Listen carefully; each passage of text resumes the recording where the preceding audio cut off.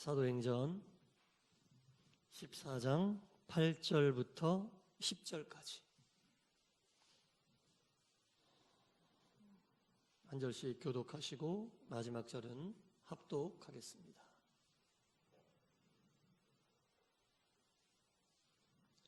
루스드라에 발을 쓰지 못하는 한 사람이 앉아 있는데 나면서 걷지 못하게 되어 걸어본 적이 없는 자라.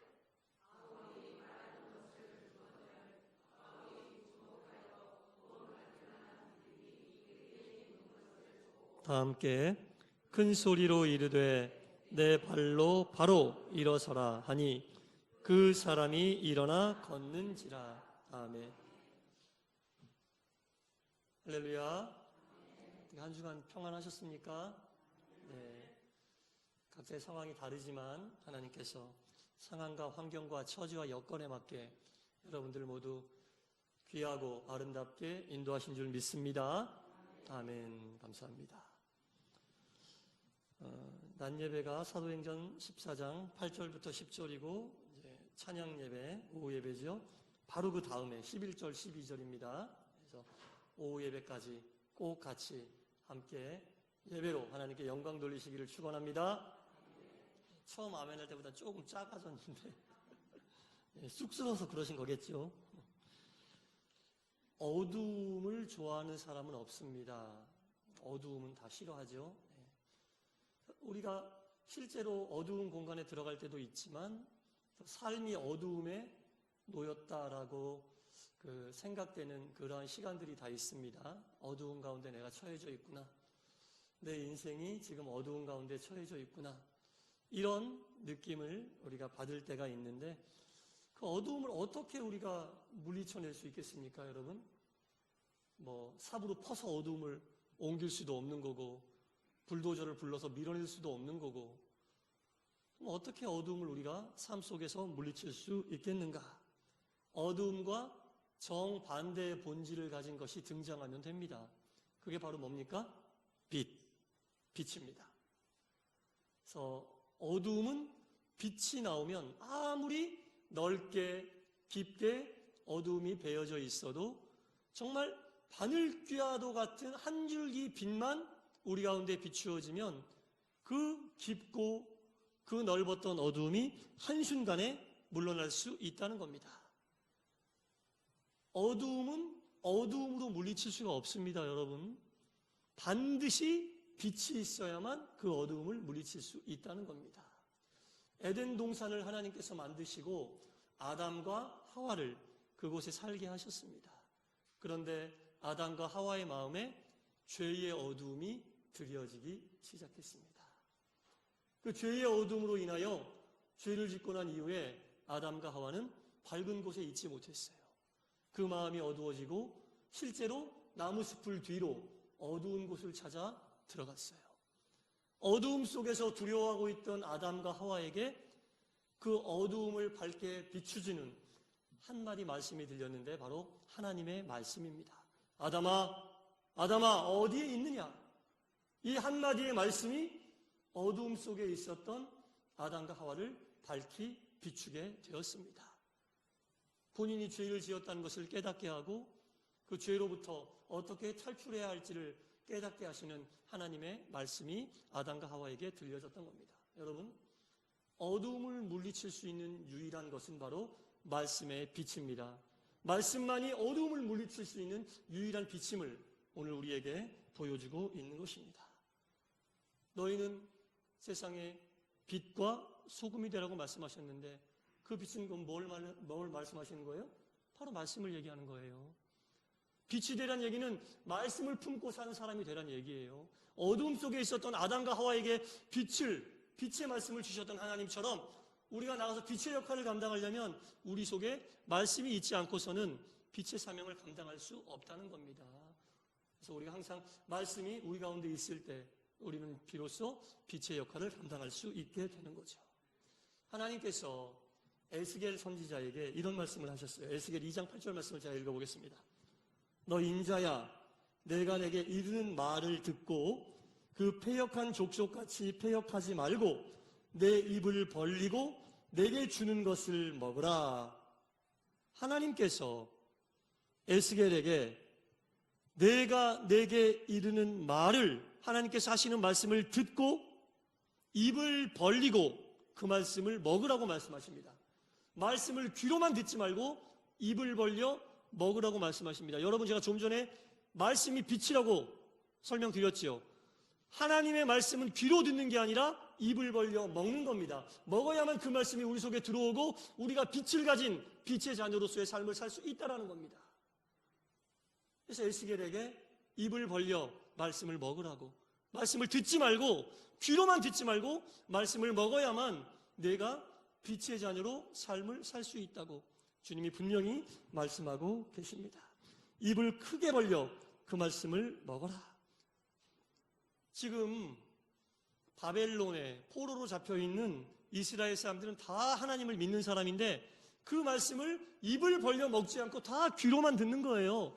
귀로만 들으니 하나님께서 그 패역한 족속같이 패역하지 말고 입을 벌려 먹으라고 말씀하고 있는 겁니다. 아, 하나님을 믿어도 그 말씀을 귀로만 듣고 흘려보내면 패역한 족속이 되는 거구나. 패역한 족속이란 하나님 말씀을 귀로만 듣고 한 귀로 듣고 한 귀로 보내는 사람들이구나. 그러면 패역한 족속이 되지 않으면 어떻게 해야 되는가? 말씀은 입을 벌려 먹어야 하는 거구나. 그 말씀이 내 속에 들어와 있어야 내가 빛의 자녀로 살 수 있는 거구나 라고 하나님이 분명히 에스겔 선지자에게 말씀하고 있습니다.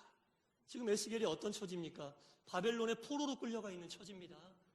에스겔이라고 해서, 선지자 에스겔이라고 해서 포로이신 분이 아닌 게 아니에요. 그런데 이 에스겔은 똑같이 포로로 끌려가 실망하고 좌절하고 낙심하고 낭망하고 이제 꿈도 없고 희망도 없는 동족들에게 하나님 말씀을 힘있게 전하여 그들에게 꿈을 주고 희망을 주고 그들에게 비전을 심어주는 역할을 감당한 선지자인데, 어떻게 에스겔이 똑같은 포로의 처지에 있었지만 이런 사역을 감당했는지 정확하게 알 수 있잖아요. 동족들은 말씀을 귀로 듣고 흘렸으나 에스겔은 입을 벌려 하나님의 말씀을 먹었을 때 똑같은 어려운 상황에 있었지만 에스겔만은 꿈을 잃지 않고 희망을 잃지 않고 오히려 그 사람들에게 능력을 심어주는 귀한 선지자의 사명을 감당할 수 있었다는 겁니다. 여러분, 말씀을 듣지 말고 입을 벌려 먹는 귀한 성도님들 되시기를 축원합니다. 여러분, 우리가 영양제를 먹잖아요. 영양제를 먹으면서 무슨 생각하세요? 이 영양제가 내 속에 들어와 어떤 역할을 감당했으면 좋겠다는 기대를 하잖아요. 몸에 좋은 음식을 드시잖아요. 이 음식이 내 속에 들어와 나에게 이런 부족한 부분을 채워주면 좋겠다라는 기대를 하시잖아요. 말씀을 먹을 때마다 그 말씀에 기대하시는 여러분 되시기 축원합니다. 이 말씀이 나에게 들어와 나에게 지금 접해져 있는 문제들을 해결해 줄 것을 기대하시기 바랍니다. 영적인 문제를 해결해 줄 것을, 육적인 아픔을 해결해 줄 것을, 물질의 문제를 해결해 줄 것을 이 말씀을 입을 벌려 먹을 때마다 기대하고 그 말씀을 받아 먹으시기 바랍니다. 귀로 듣고 흘리면 소용이 없습니다. 패역한 자입니다. 입을 벌려 먹으라고 하나님께서 에스겔에게 확실하게 말씀하셨고, 에스겔은 그 놀라운 역사를 몸으로 체험하고 똑같은 처지에 있었던 동족들에게 꿈을 주고 희망을 주는 위대한 선지자의 사명을 감당할 수 있었다는 겁니다. 에스겔 3장 2절부터 3절까지 또 한번 제가 읽어드리겠습니다. 내가 입을 벌리니 그가 그 두루마리를 내게 먹이시며 내게 이르시되 인자야 내가 내게 주는 이 두루마리를 내 배에 넣으며 내 창자에 채우라. 내가 먹으니 그것이 내 입에 달기가 꿀 같더라. 할렐루야. 에스겔이 이 하나님 말씀을 먹을 때마다 그 하나님 말씀이 얼마나 맛있는지 꿀 같다고 얘기했어요. 이 말씀을 먹으면 내가 어떻게 살 수 있는지 알고 나서 하나님 말씀을 먹는 것들이 기대가 되는 거예요, 이제. 그러니 말씀을 먹을 때마다 꿀 같지 않을 수 있겠습니까?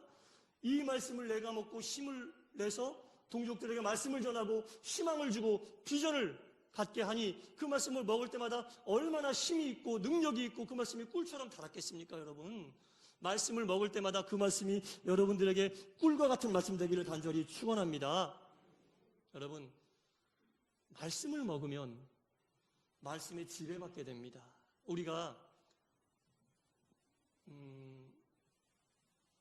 좋은 음식을 먹으면 그 음식이 내 속에 들어와 좋은 영향력을 발휘해 주기를 기대하는 것처럼 그 음식이 내 속에 들어와 지배하는 거잖아요. 내 몸을. 그리고 몸이 아파서 약을 먹으면 그 약이 내 속에 들어와 내 환부하고 싸우고 병균하고 싸워서 그것들을 지배해 주기를 원하면서 약을 드시잖아요. 그렇게 안 드세요? 저는 그렇게 먹는데. 예. 약이 들어와 병균하고 싸워서 이겨서 그 약이 그 병균을 지배하기를 원하시면서 약을 드시잖아요. 말씀이 내 속에 들어와 내 환부를 지배하는 그런 말씀이 되게 축원합니다, 여러분. 에스겔은 그걸 알았던 거예요. 말씀이 들어와 나를 지배하는 내 힘과 능력을 어찌할 수 없으니까 하나님 말씀을 먹으면서 그 말씀이 나를 지배하는 말씀이 되기를 간절히 사모하니 그 말씀이 꿀처럼 안 달겠어요, 여러분?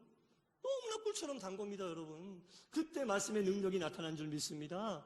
말씀의 능력은 바로 먹고 내 속에 들어와 그 말씀이 나를 지배할 때 말씀의 능력이 나타나게 되는 겁니다. 오늘 본문에 보니까 루스드라라고 하는 곳에 나면서부터 걷지 못한 사람, 한 번도 태어나서 걷지 못한 하반신 마비의 지금 환자가 한 명 등장을 합니다. 근데 이 사람에 대해서 뭐 자세하게 나와 있는 건 없습니다. 다만 8절에 보니까 발을 쓰지 못한 한 사람이 있는데, 이 사람이라고 하는 단어의 헬라어 원어를 보니까 아이를 나타내는 단어가 아니라 성인을 나타내는 단어예요. 그러니까 이 사람은 태어나면서부터 성인이 될 때까지 한 번도 못 걸어본 사람. 생각해 보세요, 여러분. 삶이 어둠으로 꽉 차 있겠죠. 얼마나 절망적이겠어요. 희망이라고는 가질 수 없는 상황이거든요. 근데 이 사람이 지금 일어나 걷고 있는 모습이 오늘 본문에 쭉 나오는 이야기잖아요. 어떻게 이런 일이 가능했을까? 어떻게 한 번도 나와서부터 걷는다는 것의 느낌조차 모르는 이 사람이 어떻게 일어나서 걸을 수 있었을까? 그 정답은 9절 초반에 나오고 있습니다. 바울이 말하는 것을 듣고, 바울이 무슨 말을 했겠어요? 설교했을 거 아니에요. 하나님 말씀을 전했을 거 아니에요. 바울이 하나님 말씀 전하는 것을 듣고, 이 사람은 귀로 들은 게 아니에요. 이 사람은 바울이 전한 하나님 말씀을 입을 벌려 그 마음에 먹고, 그 말씀이 이 환자의 아픈 다리에 지배하고 아픈 다리를 누르고 있었던 그 병균을 물리치고 하나님의 능력으로 걷게 됐다는 얘기입니다. 하나님 말씀의 능력은 바로 이렇게 나타나는 거예요. 바울이 말하는 것을 듣거늘 바울이 주목하여 그 말씀 듣는 모습이 상상이 돼요. 많은 사람들이 말씀을 들었을 텐데 바울이 이 사람을 주목하고 있는 거예요. 듣는 모습이 너무나 경건하고 너무나 사모하는 마음으로 이 말씀을 듣고 있다는 것을 우리가 상상할 수 있잖아요. 그러한 모습으로 말씀을 들었을 때 주목하여 구원받을 만한 믿음이 그에게 있는 것을 보고, 하나님 말씀을 듣는 모습만 봐도 그 사람이 구원받을 만한 믿음이 있는지 없는지 볼 수 있다는 얘기입니다. 하나님은 그것을 보고 계신다는 얘기입니다. 여러분, 단 음식 먹을 때, 쓴 음식 먹을 때, 신 음식 먹을 때, 짠 음식 먹을 때 표정이 다 똑같아요? 다르잖아요. 바울이 딱 보니까 이 사람이 얼마나 말씀을 달게 먹고 있는지 딱 보였던 거예요. 그 말씀을 얼마나 맛있게 입을 벌려 먹고 있는지 딱 보이니 그 사람이 구원받을 만한 믿음이 있는 게 이 사람 표정에서 벌써 딱 나타났다는 거죠. 말씀 듣는 태도와 모습만 봐도 구원받을 만한 믿음이 있는지 없는지 바로 보고 하나님이 바울을 통해 역사하시잖아요. 큰 소리로 이르되 네 발로 일어나 걸어라 하니, 할렐루야, 두 발로 일어나 걸은 줄 믿습니다. 말씀을 듣기만 하고 말씀을 먹기만 해도 경청하고 정성스럽게 귀로 듣는 것이 아니라 입을 벌려 말씀을 먹기만 해도 앉아있던 사람, 한 번도 못 걷던 사람도 걷게 되는 놀라운 역사가 나타나는데, 우리 이 중에 그것보다 중요한 사람 없잖아요. 하나님 말씀을 경청하여 입을 벌려 먹고 이 말씀에 지배하고 이 말씀이 내 속에 들어와 빛이 되고 이 말씀이 나를 움직이는 말씀이라는 확신을 가지고 이 말씀을 듣고 먹는다면 이 사람에게 나타났던 놀라운 기적의 역사가 오늘 이 시간 우리에게 안 나타나겠습니까? 여러분들 삶 속에 안 나타나겠습니까? 충분히 나타날 것이라고 저는 믿습니다. 여러분, 말씀은 귀로 듣는 것이 아니라 입으로 먹는 것이라는 얘기입니다.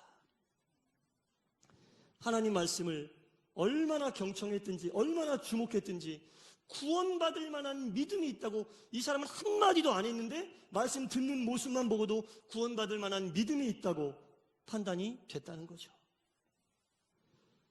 이제부터 이 사람은 말씀이 이 사람의 삶을 지배하는 사람이 되었고, 이 사람은 주님께서 말씀하신 세상의 빛의 역할을 감당하는 온전한 그리스도인으로서 변화되었다는 겁니다. 이것이 바로 말씀을 듣는 자들에게 나타나는 놀라운 은혜요, 놀라운 역사라는 겁니다. 이제는 더 이상 이 사람이 육신의 장애로 인하여 어두움에 빠져 있지 않게 되었습니다.